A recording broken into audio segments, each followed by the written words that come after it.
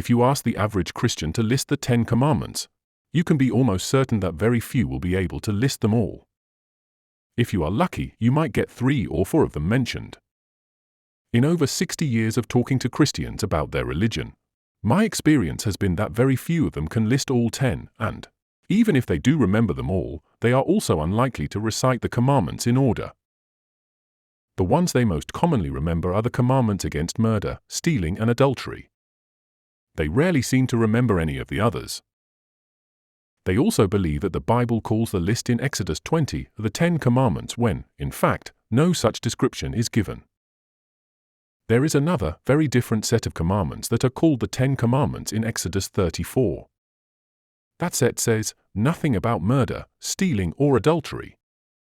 Instead, it tells you, among other irrelevant things, to celebrate the Festival of Weeks, that you should not appear before God empty-handed, and that you shouldn't boil a baby goat in its mother's milk. Why are murder, stealing, and adultery not mentioned in that second set? Why didn't God include rape and slavery in the commandments?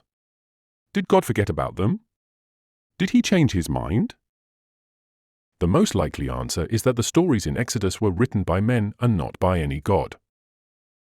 But that's enough about the set that are called the 10 Commandments in the Bible. I'm here to discuss the set that Christians think are the real ones.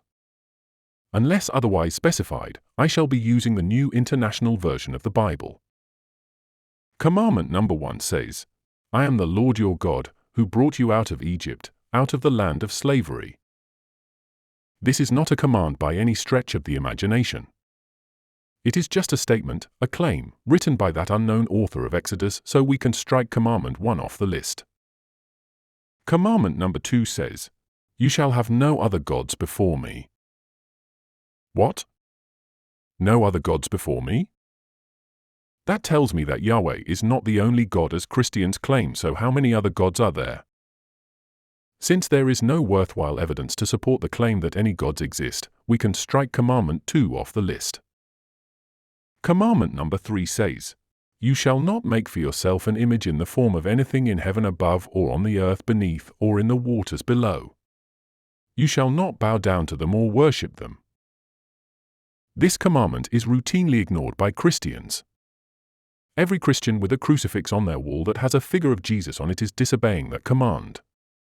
Every photo they have of their wife or husband, their children, cats, dogs, guns, house, what they had for breakfast, etc. is a contravention of that commandment.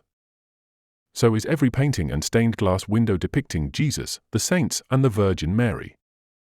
In Exodus 20 verse 4, God says that he is a jealous God. It seems he is even jealous of images of your family, your pets, etc. What a pathetically sad little creature this God is. Strike Commandment 3 off the list. Commandment number 4 says, "You shall not misuse the name of the Lord your God, for the Lord will not hold anyone guiltless who misuses his name." This one is telling us not to take God's name in vain. We are told that to do so is blasphemy. God obviously has no sense of humor, irony, etc. He is offended by someone saying, "Oh my God," or "Jesus H. Christ." He is so petty that if you make a joke about him, he's going to throw a fit, have a tantrum like a 5-year-old, and condemn you to an eternity of torture. That is another example of what a pathetically sad little creature this God is. Strike that commandment off the list for punishing humor and thought crimes. Commandment number 5 says, "Remember the Sabbath day by keeping it holy. 6 days you shall labor and do all your work, but the 7th day is a Sabbath to the Lord your God.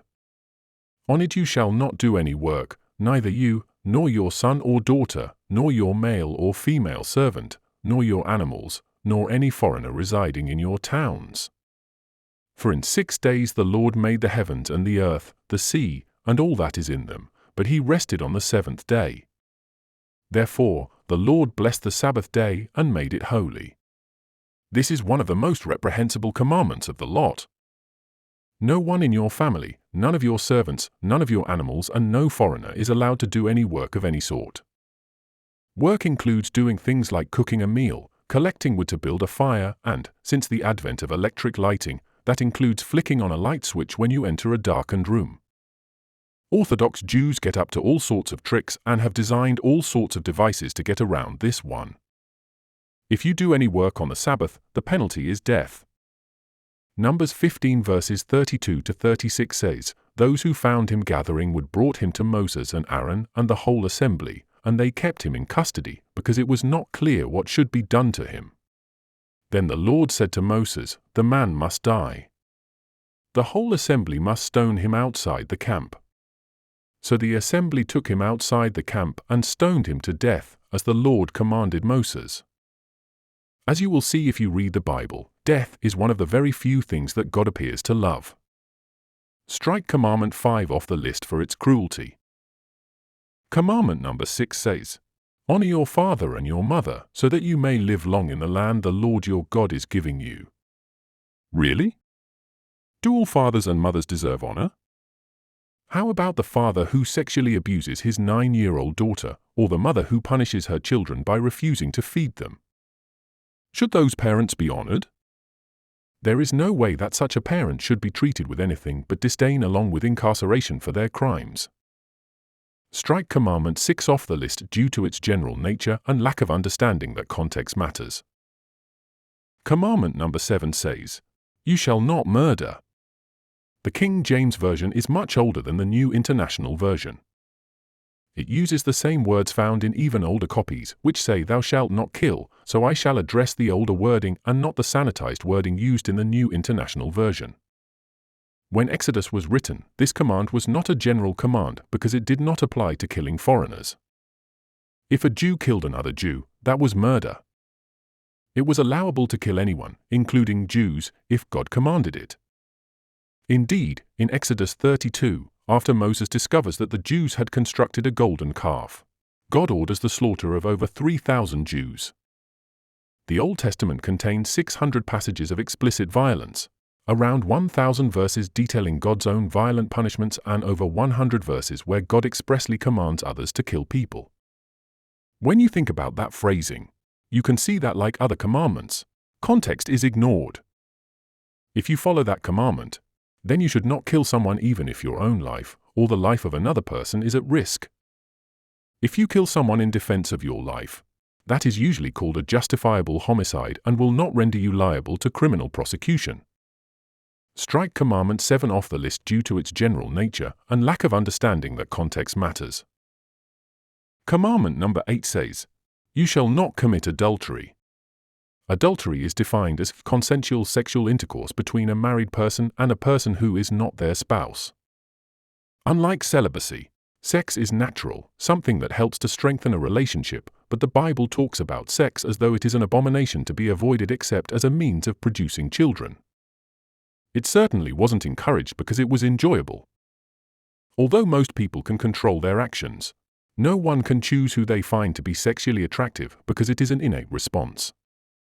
The number one reason for a married couple getting divorced is infidelity. The divorce rate in the USA is around 33%, and given the biblical prescription against adultery, you'd think that the divorce rate among Christians would be lower than that among other groups.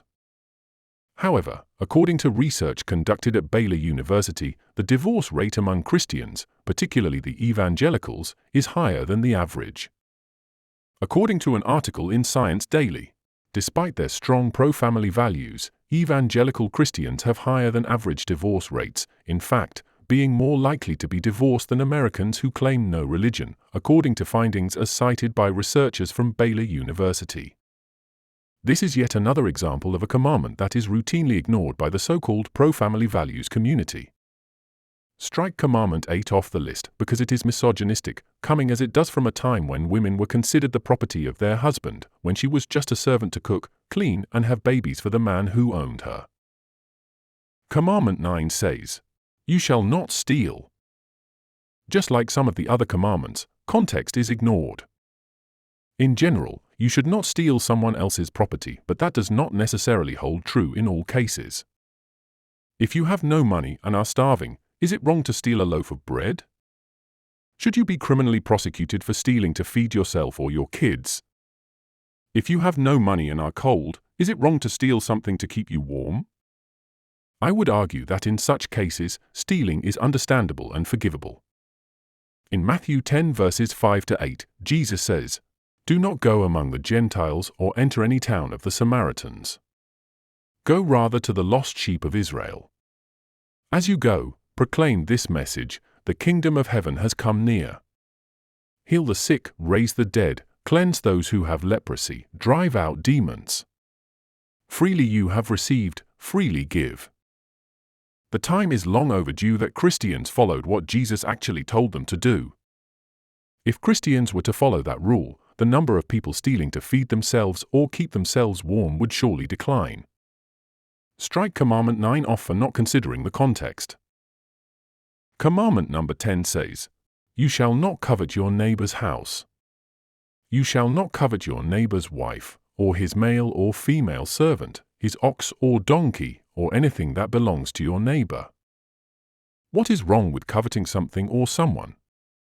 Couldn't sexual attraction be thought of as a form of coveting?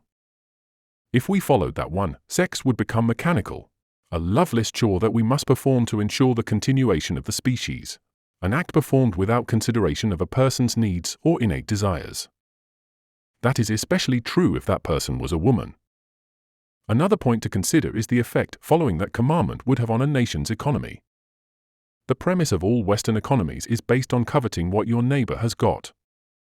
They buy a new car so you save, or more likely, go into debt so that you can get a bigger, better one.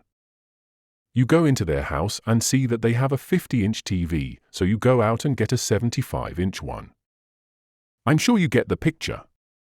If we followed that commandment, Western economies would collapse. If the economy collapses, unemployment would soar, people would starve, we would not be able to afford things like health care or education, and all scientific research funding would disappear. We'd soon be back in the Stone Age. Strike Commandment 10 off the list. Remember, the 10 Commandments were written at a time when society was patriarchal, when men ruled the roost, and women had no say whatsoever in their lives. They were written by men who had a desire to exercise control over other people. An omniscient, benevolent God would know that context matters, so for that reason, we can safely conclude that no God was involved in writing the commandments. I've written off all 10 commandments for a variety of reasons, including relevance and lack of context. I am, by no stretch of the imagination, omniscient, but I think that I could come up with a list that tells you all that you need to follow, and here it is. Commandment 1, be kind. Commandment 2, see Commandment 1. If you like what I do and want to see more, please click like, subscribe and ring that notification bell.